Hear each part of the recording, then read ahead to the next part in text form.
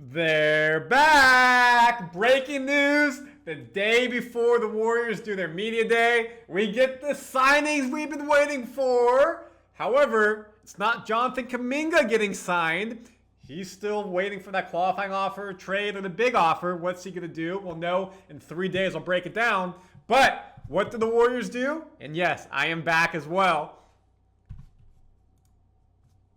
Al Horford, earlier in the day. DeAnthony Melton coming back to the Warriors. Him and Steph were the best backcourt in the NBA until he tore his ACL. Shipped to Brooklyn. We got Dennis Schroeder. He did not play, of course, because of the injury. Rehab, coming back to Golden State. And a Bay Area favorite, GP2, Gary Payton II, is coming back as well. And throw in the rookie. Yes, the rookie is now signed. Will Richard out of Florida.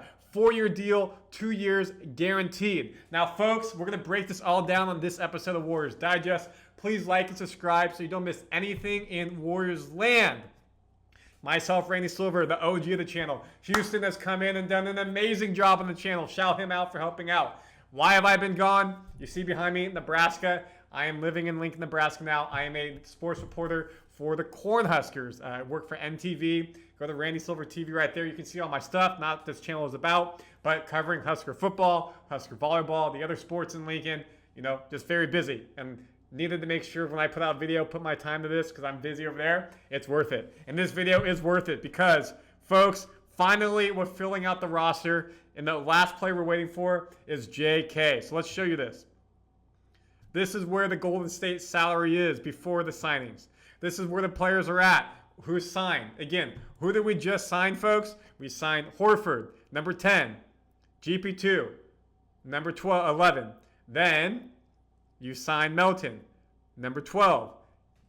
13, Will Richard. And your 14th player is going to be Jonathan Kuminga, most likely at the qualifying offer. Because he doesn't really have any options. Maybe he goes to Sacramento. Maybe he goes to Phoenix. But I think he signed a qualifying offer, plays the year, or is traded mid-season. The thing with these trades are, though, and I've done my research, and comment if I'm wrong, and again, comment your thoughts on all of this. We don't know the actual years of the deal or the salary. For Horford, I know it's multi-year. If we go back to right here, you got Melton and Peyton. If I show you the tweets by Shams, Melton can be able to sign deals, return. Nothing money-wise because they're waiting for Kuminga. Will Kuminga take the 2-year, $40 million deal, 3-year, $75 million, whatever it is? Or is it 1 year, $7.9 for the qualifying offer? Because now they'll be coming into the team, but they won't finalize their deals until they sign Kuminga because then they know how much money they have left to give out. So again, when we go back to our hefty chart here, the Warriors, as of right now, and let me just say this again, we're the only team who hasn't made a signing in free agency. Only team in this day before media day, before you start basically preseason ball. They have $29 million for the second apron. So the question is, folks, again, what is Kuminga going to do? You can see that right there on the lower screen, $29 million. If he gets $7 million, then you have $22 million to give out to the rest of the team. If he does $20 million over 20 million times 2 years, 40 million 2 years, then you have $9 million to get out. So the payday of the other players is very dependent on what Kuminga will be doing. Will Richard's different as a rookie with the rookie sliding scale. He's locked in. Now the question is, are these actually good trades, signings for the Warriors? I mean, folks, let me just pull this up really quickly. So here's your visual. Curry, Melton, Butler, Green, Horford, your starting 5. Do you put Moody in there for Melton? But again, we know how good Melton and Curry played. Obviously, Quinten Post will learn so much from Al Horford. We'll talk about that. Same as Trayce Jackson-Davis. But is that team going to win you a championship? Curry, Melton, Butler, Green, and Horford? Probably not. Look at OKC, how young and athletic they are. We won't be able to keep up. Maybe you have a better depth? Not really. Who did OKC lose to? The Timberwolves. Are we better than the Timberwolves? Probably not. Do you think Horford's beating Gobert in the best of 7? Okay. Lakers. Are we better than them? I don't know. Honestly. We don't play them historically well. Are we better than the Clippers? Probably. Are we better than Dallas if they're healthy? I don't think so. So, like, great moves? No. Good moves? Yeah. It's a nice team around you, but you're old. Like, you're an old team.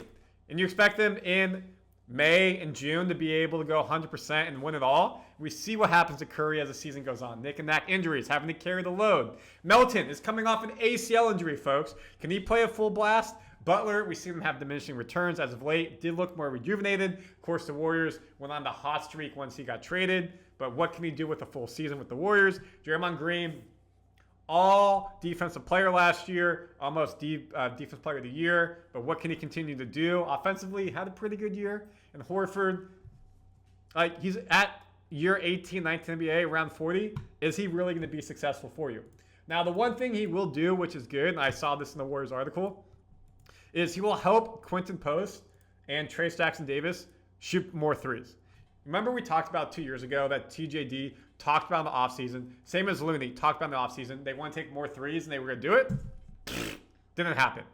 Comment your thoughts. You know that didn't happen. So, Horford, as he's gone on in the NBA, he only took 65 threes in his first 8 seasons. However, as he went on, he made much more threes as the season went on. Nearly 4 times more as many threes he took as his 8 years in that first in the NBA. So, that's good. That means he's going to help them shoot more threes. He'll bring some floor space to this team, especially with Quinten Post. We know he can shoot threes. Last year, Horford only played 60 games. Is that someone you want to come be your starting center in the vaunted West? You look at GP2, you know, again, I love GP2, what he's done for this team, but diminishing returns a little bit. Yes, he had more points because he just played more games last year. You can see right here, 65 points in 62 games. But his steals are starting to go down. His assists are going down. His rebounding did go up, but it's not where it used to be. He's not shooting threes at a high clip, 32%. He does get to the rim, get some nice little dunks. But can you trust him to be healthy? Last year he was. Historically, he's not. Of course, with Melton, same thing. Like, we just know. We don't know. You know what you know and you don't know what you don't know. In 6 games with the Warriors, on fire. Shot 40% from the field. Shot 37% from 3. Him and Steph Curry were balling together. They looked like the 1-2 tandem. He earned that starting spot. But what happened? He got hurt. Now you expect him to come back and be able to start coming off a torn ACL? I came off a torn ACL. Yes, he's a pro. He's getting top of the top treatment. They can come back quicker. But it's hard to expect the same at age probably 30, 31. That's weird they wouldn't show his age. Interesting. I think he's 30 or 31, something like that. If I'm wrong, put in the comments. So it's just a lot to ask of aging players to come in and be able to do what they can do for the team. Again, Al Horford, we just talked about, going into year 18, 19. Stats look okay. He's not averaging double digits anymore. If you look at his rebounds, has stayed around 6, which will help out this team. We know we're a good guard rebounding team, not the best in the post. But can he bang with the big men in the West on a daily basis? That's not really ever been his focal point. Field goal percentage has gone down as well. His 3-point percentage gone down. So let's hold the brakes, folks. Like, I'm glad that we signed players. I feel like Kuminga will come at the qualifying offer. But is this team over the top, get a win? Probably not. And that's where training camp will be vital for this team. How are they going to gel? Last year in training camp, didn't we go 5-0? Lindy Waters made the 3 in Hawaii that won us the game. He went 5 for 5. Remember that? We made the video. It went wild. It was super fun. But this team is older. And how do they expect a starting 5 averaging 30 plus to get themselves into the finals, especially after an 82-game season? It's a lot to ask. It is a lot to ask. Now, the next domino to fall is going to be Jonathan Kuminga. That's probably when you'll see me come back again. Houston, I loved all the videos he puts out again. But I just don't have the time to do all these rumor mill type of videos, to be honest with you. I don't think you want those. So when the news is real, I bring you the facts. And that's what I do. And the facts are the Warriors are making moves, which is good. Bringing back the people we've talked about, we thought they would bring back. But now it's about the money. What money are they getting? What's the years of deals? And it's going to come down to JK. And even when JK comes back, what's the toxic nature of what it will be like with JK around? So that is a big question. Please like, please subscribe, and comment the Warriors Digest. We're here for you, folks. the dog days of summer are over.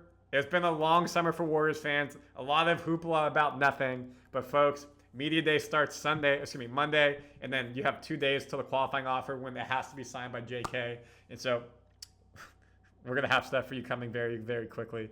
Warriors fans, like you, thank you for all the comments. I read them all. Appreciate you. See y'all soon.